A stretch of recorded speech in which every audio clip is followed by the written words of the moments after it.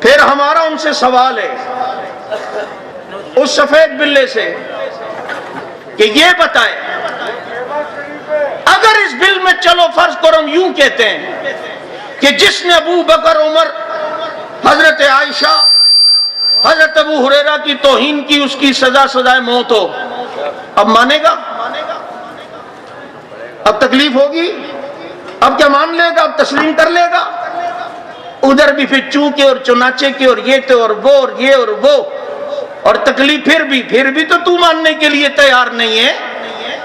پھر بھی تو اس بات کو تسلیم کرنے کے لیے تیار نہیں ہو۔ اس لیے اس ملک میں گستاخی کا راستہ روکنے کے لیے یہ بہترین حل ہے کہ پاکستان کے آئین میں یہ قانون یہ کسی صورت میں سامنے ہو کہ جو صحابہ کرام اہل بیت کی توہین کرے اس کی سزا متعین ہونی چاہیے، اور سزا جو اس بل میں ہے آپ کو بھی وہ سزا ان گستاخوں کے خلاف منظور ہے، قبول ہے؟ بولے محشر میں منکروں کی ذرا شکل دیکھنا، صدیق جب اٹھیں گے رسول خدا کے ساتھ، اور مجھ میں اور تیرے دشمن میں یہ فرق ہے اے عمر، میں تیرے نام پہ مرتا ہوں وہ تیرے نام سے مرتا ہے، اور پھول ماریں گے نہ کلی ماریں گے، امام ماریں گے نہ ولی ماریں گے، ہو جس دل میں بغض اصحاب رسول کا عمر کے درے سے اسے علی ماریں گے۔ اور ایک کہتا ہے کہ میں معاویہ کی حکومت نہیں مانتا زمین پر، تو میں نے لکھا کہ خطوط لکھ کر آقا کی وہ ترجمانی کر چکا،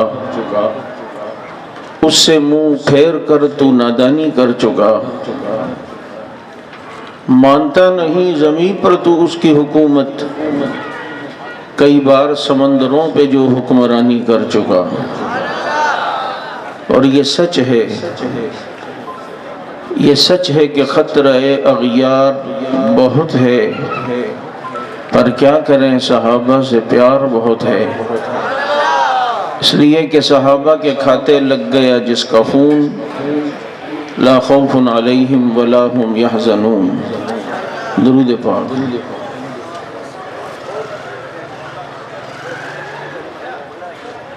واجب الاحترام معزز علماء کرام، گرامی قدر سامعین، عزیز ساتھیو،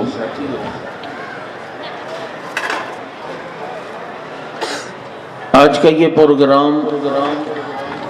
اتحاد حسن و معاویہ رضی اللہ عنہما کے حسین عنوان سے معنون ہے، جس میں میرے بعد بھی انشاءاللہ قائدین آپ کے سامنے خطاب کریں گے، اور کچھ اہم ایشو کے حوالے سے علامہ تاج محمد حنفی صاحب آپ کے سامنے گفتگو کر رہے تھے۔ آپ کی تھوڑی توجہ چاہوں گا کیونکہ یہ لی مارکیٹ ہے، تو آپ نے جلسے کو مارکیٹ نہیں بنانا ہے، خاص کر یہ جو سیکورٹی والے جو ہوتے ہیں انتظامیہ والے، یہ ذرا ٹک کے بیٹھیں گے تو پھر باقی بھی آرام سے بیٹھ جائیں گے،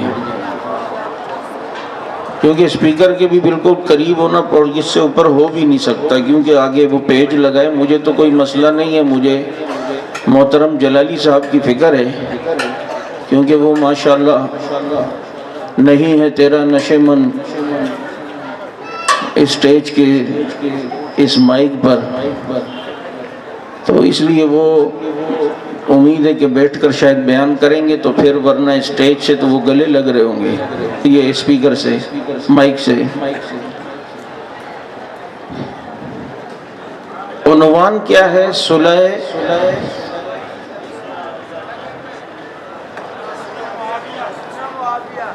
عنوان آپ کو پتہ ہے، اس پہ لکھا ہوا بھی ہوگا شاید، اتحاد حسن اور معاویہ۔ رضی اللہ تعالی عنہما، یہ عنوان بہت ساروں کے منہ پر ایک زوردار تھپڑ ہے، خاص کر جو اس عنوان پر اچھلتے ہیں، اور ان میں بھی جو خاص کر مرزا انجینئر جیسا لفظی جو اچھلتا ہی نہیں ہے پھدکتا بھی ہے، تو اس کے لیے بھی ایک زوردار تھپڑ ہے کہ ظالموں، جب وہ آپس میں ملے ہیں، آپس میں ان کا اتحاد ہے، تو کسی کو آج بات کرنے کی ضرورت ہی کیا ہے؟ اللہ کے نبی صلی اللہ علیہ وسلم نے اپنے نواسے حضرت حسن رضی اللہ تعالیٰ عنہ کو اٹھایا اور دیکھا اور فرمایا ان ابنی سید ھذا سید، یہ میرا بیٹا سردار ہے، اور لعل اللہ ان یصلح بہ، اللہ رب العزت اس کے ذریعے سے صلح کروائے گا، فئتین عظیمتین من المسلمین، مسلمانوں کے دو عظیم گروہوں کے درمیان۔ اب جو پیشن گوئی میرا نبی کرتا ہے اللہ اسے پورا کر کے دکھاتا ہے۔ کسی بات پر حضرت علی اور حضرت معاویہ رضی اللہ تعالیٰ عنہ میں کوئی رائے کا اختلاف ہو گیا، اور یہ اختلاف کا ہونا کوئی برا نہیں ہے۔ اختلاف حضرت موسیٰ اور حضرت ہارون کے درمیان بھی ہوا، جب طور سے آئے اور قوم کو دیکھا کہ قوم گھوڑے کی پجاری یعنی جانور کی پجاری بن چکی ہے، اب حضرت موسیٰ علیہ السلام حضرت ہارون کی طرف گئے اور ان کو داڑھی اور سر کے بالوں سے پکڑا، اور قرآن اس عنوان کو بیان کرتے ہوئے کہتا ہے کہ حضرت ہارون نے فرمایا یبن ام لا تاخذ بلحیتی ولا براسی، میرے داڑھی اور سر کے بال تو نہ پکڑیے بھائی۔ اب دو نبی ہیں، اختلاف ہوا ہے، یہاں تک کہ حضرت ہارون کی داڑھی اور سر کے بال بھی پکڑے، لیکن اس اختلاف اور گتھم گتھا ہونے کے باوجود موسیٰ بھی نبی ہیں، ہارون بھی نبی ہیں۔ کسی بات پر اگر کسی معاملے میں اختلاف ہو جائے تو وہ اختلاف کی وجہ سے کسی پر ہم فتویٰ نہیں دیتے، کیونکہ وہ رائے کا اختلاف ہوتا ہے۔ حضرت فاطمہ رضی اللہ تعالیٰ عنہ کو پتہ چلا کہ حضرت علی المرتضیٰ رضی اللہ تعالیٰ عنہ وہ ابو جہل کی بیٹی سے نکاح کا ارادہ رکھتے ہیں، اگرچہ یہ بات لوگوں نے پھیلائی اور حقیقت اس میں نہیں، لیکن کوئی بات پھیل تو گئی۔ حضرت فاطمہ رضی اللہ تعالیٰ عنہ ناراض ہو کر اپنے والد کے گھر پہ چلی گئیں۔ اللہ کے نبی نے حضرت علی رضی اللہ عنہ کو بلوایا اور فرمایا کہ علی، نبی کی بیٹی اور نبی کے دشمن کی بیٹی ایک ساتھ جمع نہیں ہو سکتی۔ الفاطمہ تو بذات منی، یہ فاطمہ میرے جگر کا ٹکڑا ہے، من آذاہا فقد آذانی، جس نے اسے اذیت دی اس نے مجھے اذیت دی، جو اسے تکلیف پہنچائے گا وہ مجھے تکلیف پہنچائے گا۔ اس حدیث کا شان ورود یہ ہے کہ اللہ کے نبی نے حضرت فاطمہ کا جو حضرت علی سے اس معاملے میں اختلاف ہوا وہ اپنے گھر پر آئیں، تو اللہ کے نبی نے حضرت علی کو خطاب کرتے ہوئے یہ فرمایا تھا، یہ آج جو فدق کے معاملے میں حضرت ابو بکر پہ یہ فٹ کرتے ہیں، جبکہ حدیث کا شان ورود اور پس منظر یہ ہے کہ نبی نے حضرت علی المرتضیٰ رضی اللہ تعالی عنہ کو یہ فرمایا تھا۔ چنانچہ اب فاطمہ اور علی میں اگر کسی بات پر اختلاف ہوا ہے تو اب یہ باتیں شیعہ کتابوں میں بھی لکھی ہیں، تو اس کے باوجود فاطمہ بھی احترام والی، علی بھی احترام والے، فاطمہ کا بھی احترام ہے، علی المرتضیٰ کا بھی احترام ہے۔ یہ کبھی کبھی اختلاف ہو جاتا ہے، چنانچہ حضرت علی رضی اللہ تعالیٰ عنہ اپنے گھر پہ ہیں، حضرت فاطمہ آئیں، یہ شیعہ کتاب میں بھی لکھا ہے کہ حضرت علی اپنی ایک باندی کی گود میں سر رکھ کے لیٹے ہیں، حضرت فاطمہ نے دیکھا تو غصے میں آ گئیں اور اپنے والد کے گھر چلی گئیں، اور پہلے پوچھا کہ مجھے تم قسم کھا کے کہو کہ تم نے اس کے ساتھ کوئی مباشرت تو نہیں کی، اگرچہ جائز تھا لیکن فاطمہ کی غیرت یہ حمیت برداشت نہیں کر پا رہی، اس لیے حضرت علی رضی اللہ عنہ سے اس بارے میں اختلاف ہوا فاطمہ کا۔ حضرت علی نے قسم کھائی کہ ایسا کچھ نہیں جیسے تم سمجھ رہی ہو، اس اختلاف کے باوجود بھی دونوں کا احترام اپنی جگہ، دونوں قابل احترام ہیں۔ اسی طرح اگر کسی معاملے میں اور قتل عثمان کے مسئلے پر حضرت عثمان اور حضرت علی میں اختلاف ہو بھی گیا ہو، اس کے باوجود علی بھی صحابی ہے، علی بھی صحابی ہے، معاویہ بھی صحابی ہے، علی بھی قابل احترام ہے، معاویہ بھی قابل احترام ہے۔ اب اس اختلاف کا اب اینڈ یوں ہوتا ہے کہ حضرت حسن نے حضرت علی کی شہادت کے بعد حضرت معاویہ کے ہاتھ پر بیعت کی، اور صرف خود نہیں کی، حضرت حسین کو بھی تیار کیا اور جا کر حضرت معاویہ رضی اللہ تعالیٰ عنہ کے ہاتھ پر دونوں بھائیوں نے بیعت کی ہے۔ آج جو حضرت معاویہ پر ٹر ٹر اور پر کرتے ہیں، ان سے پوچھو اگر تمہارے سامنے کوئی دلائل کے انبار بھی لگائے جھوٹ سے اور تاریخ سے کہ معاویہ ایسا تھا اور معاویہ ایسا، اس کو کوئی مجھے کتابیں پتہ ہی نہیں، مجھے پڑھنا آتا ہی نہیں، نہ میں اس جھمیلوں میں پڑھتا ہوں۔ آج میں 14ویں صدی میں بیٹھ کر حضرت معاویہ کے بارے میں کوئی ذہن بناؤں، حضرت معاویہ کے بارے میں کوئی رائے قائم کروں، میری رائے معتبر ہوگی یا جنہوں نے معاویہ کو دیکھا ہے ان کی رائے معتبر ہوگی؟ اور دیکھنے والے بھی وہ جو جنت کے نوجوانوں کے سردار ہیں، دیکھنے والے بھی وہ جن کو پیغمبر اپنی زبان چسوا رہا ہو، دیکھنے والے بھی وہ جن کے ہونٹوں پہ محمد بوسہ دے، دیکھنے والے بھی وہ جو پرورش پاتے ہیں تو علی المرتضیٰ کے ہاتھوں پر، فاطمہ کی گود پہ، محرم محمد کے کندھوں پر، دیکھنے والے بھی وہ جن کا دیکھنا بھی اتنا حسین تھا کہ وہ رسول اللہ صلی اللہ علیہ وسلم کے تربیت یافتہ تھے۔ ان سے کوئی یہ بتاؤ حضرت حسن و حسین نے معاویہ کے ہاتھ پر بیعت کی ہے نہیں، امیر مانا یہ نہیں، کہے گا جی یہ تو کیا ہے، تو کہا کھوٹی دیا، پھر آگے بات کرنے کی تجھے کس نے اجازت دی ہے؟ جب حسن و حسین جو سیدہ شبابی اہل الجنہ ہے، جب وہ انہیں اپنا امام مان رہے ہیں، امیر مان رہے ہیں، ان کے ہاتھ پر بیعت کر رہے ہیں، تو جس کے ہاتھ پر حضرت حسن و حسین بیعت کرے تو آج سنی اس معاویہ کو کیوں نہ کہے کہ معاویہ ہمارا امام ہے، معاویہ ہمارا ایمان ہے، معاویہ ایمان کی پہچان ہے، معاویہ ایک اتقان ہے، معاویہ ایک ایقان ہے، معاویہ کاتب قرآن ہے۔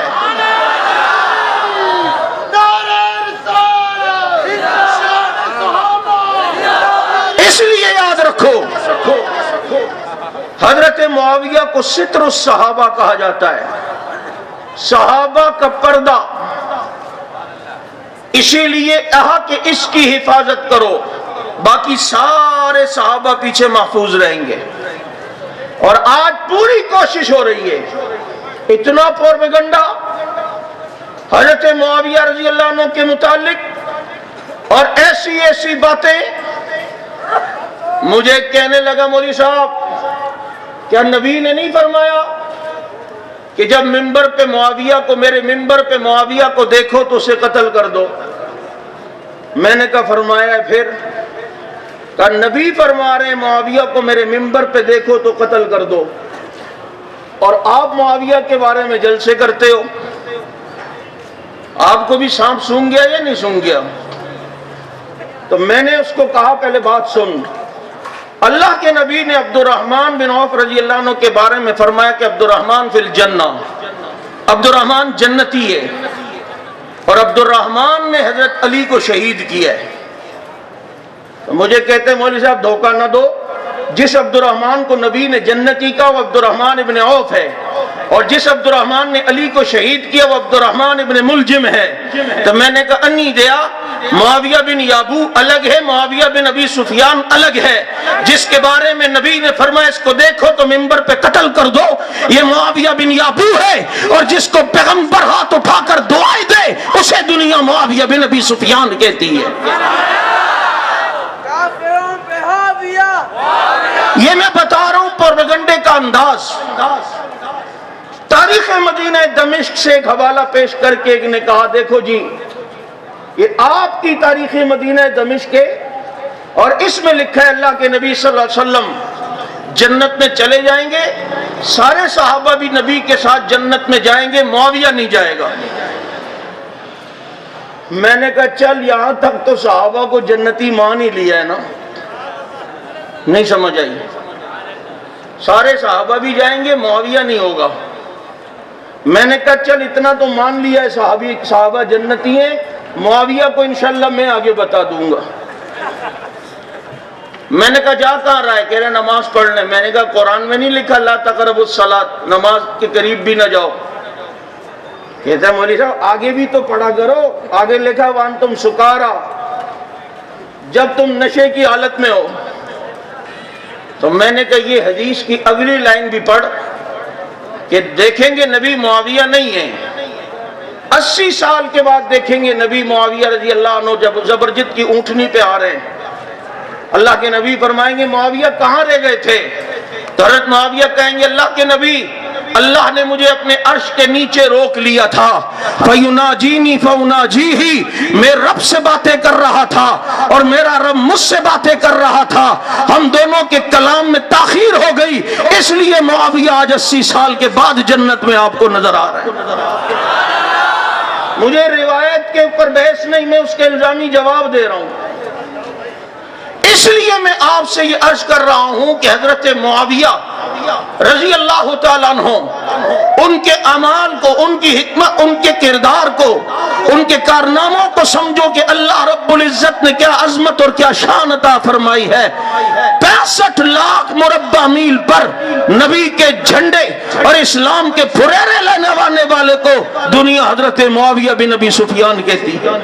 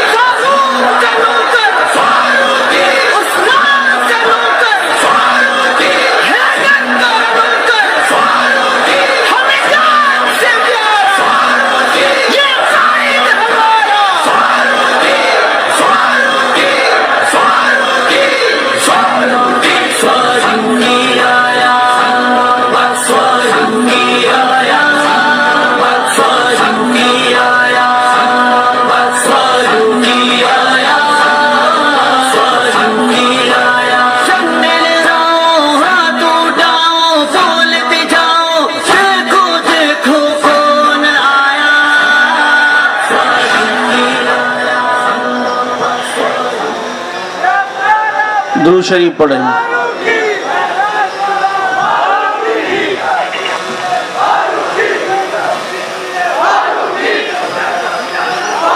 میں یہ عرض کر رہا تھا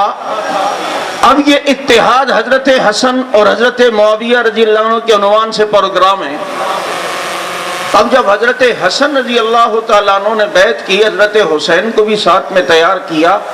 اس وقت سے یہ قوم حضرت حسن سے ناراض ہے اور آج تک ناراض ہے۔ اس لیے حسین کا ماتم تو سنو گے، حسن کا ماتم نہیں سنو گے، حسین کا جلوس تو سنو گے، حسن کا جلوس تو نہیں سنو گے، حسین کی تو بڑی تعریفیں سنو گے، حسن کی تعریفیں نہیں سنو گے۔ حالانکہ حسن علی کے بڑے بیٹے ہیں، حسین شہید ہوئے ہیں تو حسن بھی شہید ہوئے ہیں، حسین پر بھی تکلیف گزری ہے تو حسن پر بھی تکلیف گزری ہے۔ انہیں زہر دیا گیا، اس تکلیف کی شدت اتنی ہے کہ حضرت حسین ایک دن ملنے کے لیے آئے اور آ کر کہا بھائی تمہیں زہر کس نے دیا ہے؟ کہا مجھے پتا ہے لیکن میں بتاؤں گا نہیں۔ حضرت حسن فرما رہے میں بتاؤں گا نہیں، اور ادھر ایک قوم کہتی ہے فلاں نے دیا تھا، فلاں نے۔ جب انہوں نے نہیں بتایا تو کہاں سے اندازے کر رہا ہے؟ اور پھر جناب حضرت حسن فرماتے ہیں بھائی مجھے اتنی تکلیف ہو رہی ہے، مجھے ایسا لگ رہا ہے کہ اندر آنتیں کٹ رہی ہیں، جگر کٹ رہا ہے۔ یہ تکلیف بھی تو حضرت حسن رضی اللہ تعالیٰ عنہ پہ گزری ہے، لیکن حضرت حسن سے یہ قوم جو ان مسلمانوں میں انتشار اور افتراق چاہتی تھی، اسی لیے جلاء العیون میں باب 4 اور فصل 5 اور صفحہ 334 میں یہ بات لکھی ہے، جب حضرت حسن نے حضرت معاویہ کے ہاتھ پر بیعت کی تو حضرت معاویہ رضی اللہ تعالی عنہ بیٹھے ہوئے تھے، تو ایک حسن کا چاہنے والا، نام نہاد حضرت حسن سے محبت کے دعوے دار،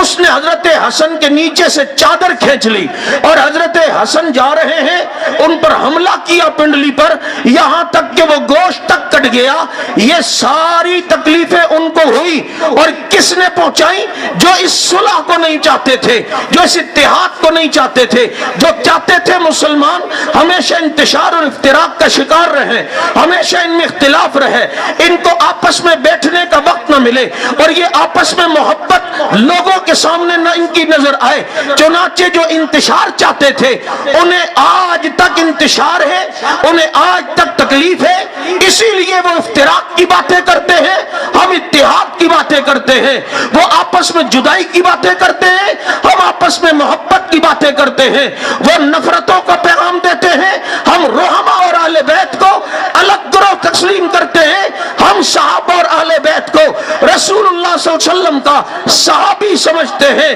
حضرت حسن کی بیعت پر جنہیں روز اول سے تکلیف تھی آج تک تکلیف ہے، اگر کوئی کہتا ہے حضرت حسن نے یہ کام صحیح کیا، اب ذرا پوچھنا ان سے، حضرت حسن نے جو بیعت کی حضرت معاویہ سے، یہ صحیح کیا یا غلط؟ اگر کہے کہ غلط کیا تو عصمت کا عقیدہ جاتا ہے کہ امام تو ان کے یہاں معصوم ہوتا ہے۔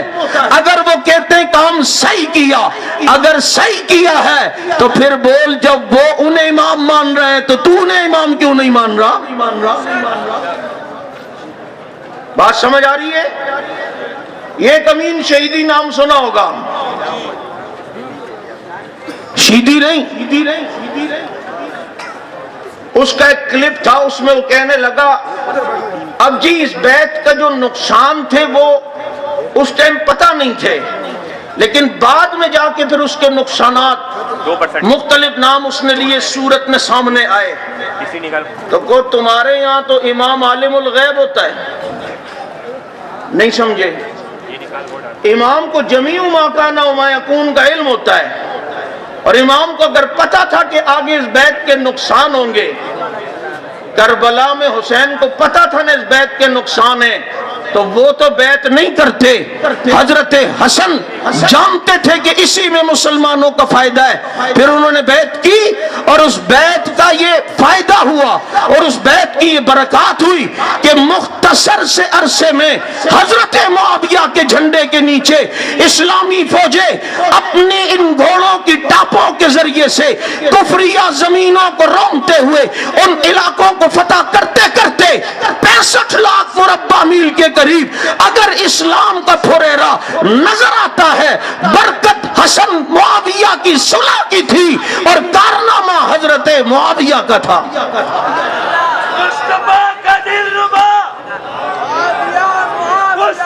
اس لیے یاد رکھو، آج تک انہیں تکلیف ہے، اور ابھی حنفی صاحب بھی آپ کو بتا رہے تھے، بل ایک پیش ہوا تو بہت سے چوہے بلوں سے نکل آئے، اور ایک تو کالا بلہ ہوتا ہے، لیکن ایک لاہور میں عربت الوسقا میں چٹا بلہ ہے۔ چٹا بلہ سمجھتے ہو؟ وائٹ کیٹ، وہ باہر نکل آئی۔ وہ جو صوفی بنتا تھا، جی میں تو اتحاد کا قائل ہوں، میں تو کسی کو، ہمیں آپس میں صلح کرنی چاہیے، ہمیں یوں کرنی چاہیے، ہمیں وہ، اب تجھے کیوں تکلیف ہو رہی ہے؟ اور بات کیا کر رہا ہے کہ جی یہ چند بنو امیہ کے لوگوں کو صحابیت کا لیبل لگوانے کے لیے بل بنایا جا رہا ہے۔ ہمت ہے تو کھل کے بولنا، بنو امیہ کے یہی 3-4 افراد مشہور ہیں، ایک حضرت عثمان، ایک حضرت معاویہ، ایک ابو سفیان رضی اللہ عنہم۔ یہ صحابیت کا ٹائٹل انہیں دلوایا جا رہا ہے یا رب نے دیا ہے؟ پھر ہمارا ان سے سوال ہے، اس سفید بلے سے، کہ یہ بتائیں اگر اس بل میں چلو فرض کرو ہم یوں کہتے ہیں کہ جس نے ابو بکر عمر حضرت عائشہ حضرت ابو ہریرہ کی توہین کی اس کی سزا سزائے موت ہو، اب مانے گا؟ اب تکلیف ہوگی؟ اب کیا مان لے گا؟ اب تسلیم کر لے گا؟ ادھر بھی پھر چونکے اور چنانچے کے اور یہ تو اور وہ اور یہ اور وہ اور تکلیف پھر بھی تو ماننے کے لیے تیار نہیں ہے، پھر بھی تو اس بات کو تسلیم کرنے کے لیے تیار نہیں ہو۔ اس لیے اس ملک میں گستاخی کا راستہ روکنے کے لیے یہ بہترین حل ہے